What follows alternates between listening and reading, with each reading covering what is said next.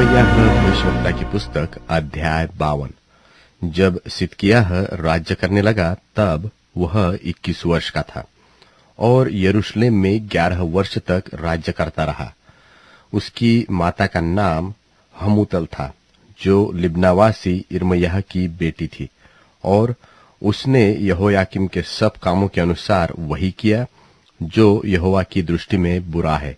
निश्चय यहोवा के कोप के कारण यरूशलेम और यहूदा की ऐसी दशा हुई कि अंत में उसने उनको अपने सामने से दूर कर दिया। और सिदकिय्याह ने बाबुल के राजा से बलवा किया, और उसके राज्य के 90 वर्ष के 10वें महीने के 10वें दिन को बाबुल के राजा नबूकदनेस्सर ने अपनी सारी सेना लेकर यरूशलेम पर चढ़ाई की, और उसने उनके पास छावनी करके उसके चारों ओर किला बनाया। यो नगर घेरा गया और सिदकिय्याह राजा के 11वें वर्ष तक घिरा रहा। चौथे महीने के 90वें दिन से नगर में महंगी यहां तक बढ़ गई कि लोगों के लिए कुछ रोटी न रही। तब नगर की शहर पनाह में दरार की गई, और दोनों भीतों के बीच जो फाटक राजा की बारी से निकट था, उससे सब योद्धा भागकर रात ही रात नगर से निकल गए और अराबा का मार्ग लिया। उस समय कसदी लोग नगर को घेरे हुए थे, परंतु उनकी सेना ने राजा का पीछा किया और उसको यरीहो के पास के अराबा में जा पकड़ा। तब उसकी सारी सेना उसके पास से तीतर बीतर हो गई। सो वे राजा को पकड़कर हमात देश के रिबला में बाबुल के राजा के पास ले गए, और वहां उसने उसके दंड की आज्ञा दी।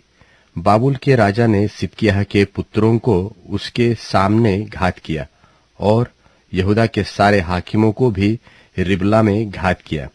फिर बाबुल के राजा ने सिदकिय्याह की आंखों को फुड़वा डाला और उसको बेड़ियों से जकड़कर बाबुल तक ले गया और उसको बंदीगृह में डाल दिया। सो वह मृत्यु के दिन तक वही रहा। फिर उसी वर्ष अर्थात बाबुल के राजा नबूकदनेस्सर के राज्य के 19वें वर्ष के 5वें महीने के 10वें दिन को जल्लादों का प्रधान नबूजरदान, जो बाबुल के राजा के सन्मुख खड़ा रहता था, यरूशलेम में आया, और उसने यहोवा के भवन और राजभवन और यरूशलेम के सब बड़े बड़े घरों को आग लगवाकर फुकवा दिया। और कसदियों की सारी सेना ने, जो जल्लादों के प्रधान के संग थी, यरूशलेम के चारों ओर की सब शहर पनाह को ढा दिया। और जल्लादों का प्रधान नबूजरदान कंगाल लोगों में से कितनों को, और जो लोग नगर में रह गए थे, और जो लोग बाबुल के राजा के पास भाग गए थे, और जो कारीगर रह गए थे, उन सबको बंधुआ करके ले गया। परंतु देहात के कंगाल लोगों में से कितनों को जल्लादों के प्रधान नबूजरदान ने दाख की बारियों की सेवा और किसानी करने को छोड़ दिया। और यहोवा के भवन में जो पीतल के खंबे थे और कुर्सियों और पीतल के हौज जो यहोवा के भवन में थे, उन सबों को कसदी लोग तोड़कर उनका पीतल बाबुल को ले गए। और हांडियों, फावड़ियों, कैंचियों, कटोरों, धूपदानों, निदान पीतल के और सब पात्रों को जिनसे लोग सेवा टहल करते थे, वे ले गए। और तसल्लों, करछों, कटोरियों, हंडियों, दिवटों, धूपदानों और कटोरों में से जो कुछ सोने का था, उनके सोने को, और जो कुछ चांदी का था, उनकी चांदी को भी जल्लादों का प्रधान ले गया। दोनों खंबे, एक हौज और पीतल के 12 बैल जो पायों के नीचे थे, उन सबको सुलेमान राजा ने यहोवा के भवन के लिए बनाया था, और इन सब का पीतल तौल से बाहर था। जो खंबे थे, उनमें से एक एक की ऊंचाई 18 हाथ और घेरा 12 हाथ और मोटाई 4 अंगुली की थी, और वे खोखले थे। एक एक की कंगनी पीतल की थी, और एक एक कंगनी की ऊंचाई 5 हाथ की थी, और उस पर चारों ओर जो जाली और अनार बने थे, वे सब पीतल के थे। कंगनियों के चारों अंगनों पर 96 अनार बने थे, और जाली के ऊपर चारों ओर 100 अनार थे। और जल्लादों के प्रधान ने सरायाह महायाजक और उसके नीचे के सपन्याह याजक और तीनों डेवड़ीदारों को पकड़ लिया, और नगर में से उसने एक खोजा पकड़ लिया जो योद्धाओं के ऊपर ठहरा था। और जो पुरुष राजा के सन्मुख रहा करते थे उनमें से 7 जन जो नगर में मिले, और सेनापति का मुंशी जो साधारण लोगों को सेना में भर्ती करता था, और साधारण लोगों में से 60 पुरुष जो नगर में मिले, इन सबको जल्लादों का प्रधान नबूजरदान रिबला में बाबुल के राजा के पास ले गया।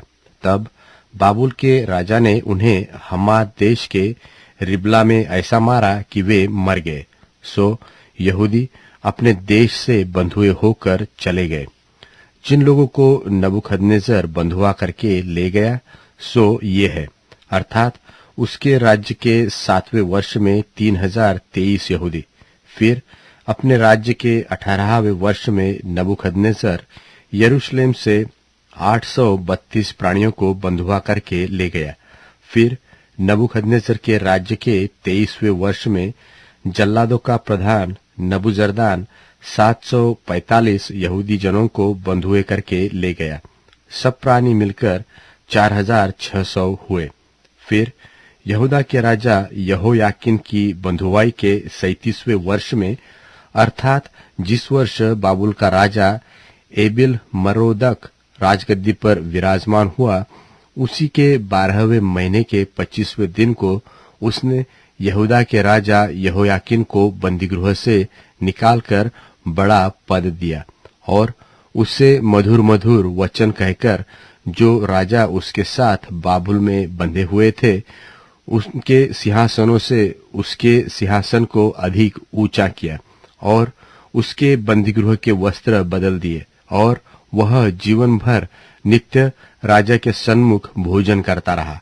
और प्रतिदिन के खर्च के लिए बाबुल के राजा के यहाँ से उसको नित्य कुछ मिलने का प्रबंध हुआ। यह प्रबंध उसकी मृत्यु के दिन तक उसके जीवन भर लगातार बना रहा। उसके